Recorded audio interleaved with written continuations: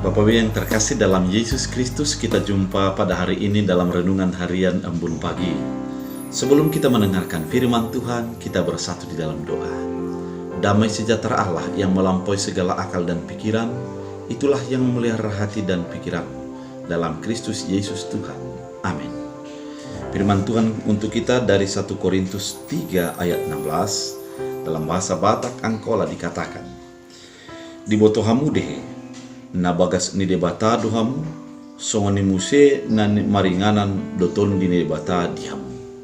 Dalam bahasa Indonesia, tidak tahukah kamu bahwa kamu adalah bait Allah dan bahwa roh Allah diam di dalam kamu? Demikian firman Tuhan. Bapak Ibu yang terkasih dalam Yesus Kristus, Paulus mengingatkan kepada Korintus bahwa jemaat Korintus adalah bait Allah. Jemaat itu adalah bait Allah dan roh tinggal di dalam mereka. Kita perlu untuk memahami tentang bait Allah. Bait Allah pertama didirikan oleh Salomo, di mana dalam bait Allah itu terdiri dari 3 bagian, yaitu ruang Maha Kudus, ruang kudus, dan ruang umum. Ketika orang datang ke bait Allah, fungsinya ataupun tujuannya adalah untuk memuji Tuhan, kemudian untuk menguduskan dalam penghampusan dosa. Dan yang berikutnya, ketika orang datang ke bait Allah adalah untuk bersekutu dengan Allah. Oleh karena itu, bait Allah itu adalah tempat yang kudus, tempat bersekutu, tempat untuk mengampuni dan memaafkan, dan tempat untuk mendapat berkat. Ketika dikatakan oleh Paulus bahwa kita adalah bait Allah, maka yang pertama yang harus kita ingat adalah kekudusan harus nyata dari tubuh kita. Yang kemudian melalui tubuh kita harus terpancar juga adalah persekutuan, di mana melalui gerak tubuh kita ini adalah untuk menjadi berkat, untuk menjadi menolong, dan untuk menjadi solusi bagi orang-orang di sekitar kita.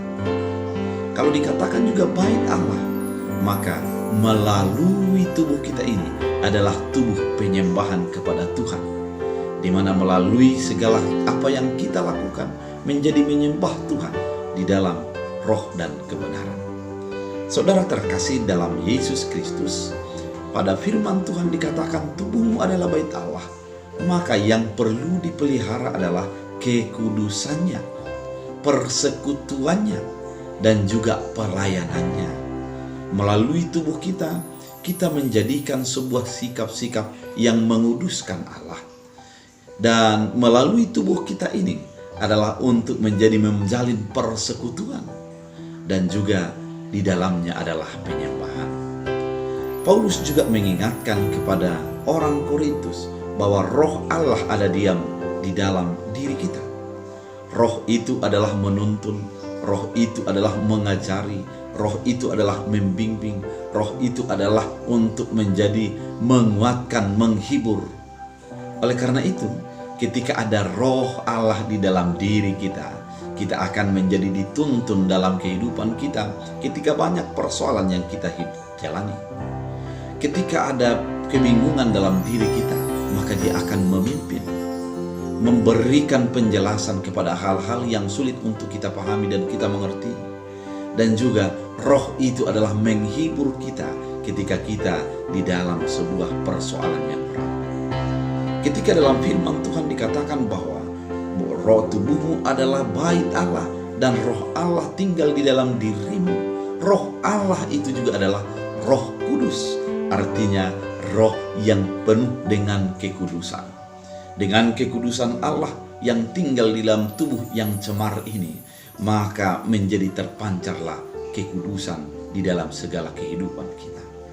Bapak Ibu yang terkasih dalam Kristus Yesus, sadari dalam hidupmu bahwa engkau adalah, tubuhmu adalah bait Allah, maka rawatlah untuk menjadi memuliakan Allah. Rawatlah sehingga melalui tubuh kita menjadi penyembahan bagi Allah. Kita rawatlah sehingga melalui gerak tubuh kita persekutuan di dalam Kristus Yesus terjadi dalam kehidupan kita. Dan ketika kita menyadari bahwa roh Allah benar-benar diam di dalam kita, maka yang pasti kita akan memancarkan kekudusan, dan Tuhan akan menguatkan kita, membimbing kita, dan mengarahkan segala kehidupan kita, sehingga apa yang kita lakukan menjadi berkenan kepada Tuhan. Saudara terkasih dalam Yesus Kristus, pada saat ini begitu indah firman Tuhan mengingatkan kehidupan kita bahwa tubuh kita ini adalah bait Allah, tubuh tempat penyembahan. Mari kita serahkan tubuh kita sebagai penyembahan kepada Allah. Jangan cemari dengan keinginan dagingmu, jangan cemari dengan ambisimu, jangan cemari dengan apa yang menjadi mencemarkan kehidupanmu. Namun kuduskanlah itu, sehingga dengan kekudusan itu kita datang menjadi bersekutu dengan Allah.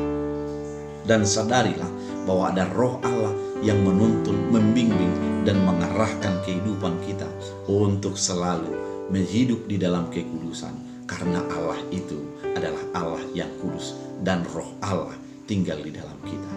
Saudara terkasih, kita jalani hari ini dengan kekudusan, dengan menyadari bahwa kita adalah bait Allah dan roh Allah tinggal di dalam kehidupan kita. Kita bersatu dalam doa. Terima kasih Tuhan Yesus atas firman yang Engkau nyatakan bahwa tubuh kami adalah bait Allah. Melalui bait Allah itu kami akan menyembah Tuhan di dalam tubuh kami, di dalam kekudusan, di dalam kebenaran. Tuhan juga mengingatkan kami bahwa roh Allah ada di dalam hati kami. Melalui roh Allah yang ada di dalam hati kami, kami menjadi mampu untuk berbuat dan bersikap sesuai dengan kehendak Tuhan. Tuhan Yesus yang baik, jadikan firman menjadi bahagian kehidupan kami. Jadikan kami menjadi orang-orang pelaksana firman Tuhan. Hamba berdoa kepada setiap umat yang mendengarkan firman ini. Yang sakit Engkau sembuhkan. Lawatlah mereka di dalam segala kesakitan mereka. Biarlah Tuhan memberkati obat, memberkati hati, memberkati pikirannya, sehingga mereka kuat untuk menjalani hari-hari, dan kesembuhan Tuhan datangkan bagi kehidupan mereka. Dan hamba juga berdoa, biarlah Tuhan juga memberkati para orang-orang yang menderita, yang tersingkirkan, orang-orang yang mendapatkan penganiayaan dimanapun mereka berada. Engkau menguatkan iman mereka, Engkau memberikan solusi dalam hidupnya. Dalam Kristus Yesus Tuhan, hamba berdoa. Amin. Tuhan Yesus